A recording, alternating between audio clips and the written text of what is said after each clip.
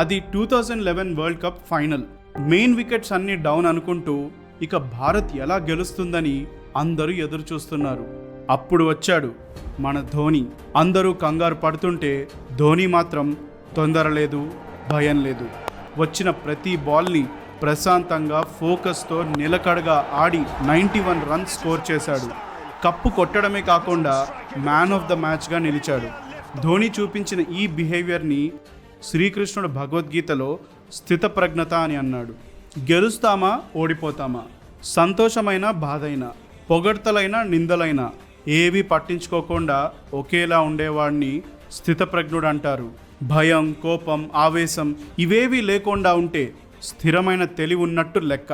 అలాగని నీ ఎమోషన్స్ అన్నీ పక్కన పెట్టడం కాదు, సిచ్యువేషన్పై ఒక క్లారిటీ మెయింటైన్ చేయడం. చేసే పనిలో ప్రెషర్ ఉన్నా కూడా నేను చేయాల్సిన పని పూర్తి ఎఫర్ట్స్ పెట్టి చేస్తాను, మిగతావి పట్టించుకోను అని అనుకుంటే చాలు. అది క్రికెట్ మ్యాచ్ అయినా, జాబ్ అయినా, ఇంట్లో గొడవైనా సరే బ్యాలెన్స్డ్గా ఉండు, ఎమోషన్స్తో మునిగిపోకుండా ఉంటే చాలు. ఇక్కడే మనకున్న అసలైన శక్తి ఏంటో బయటపడుతుంది.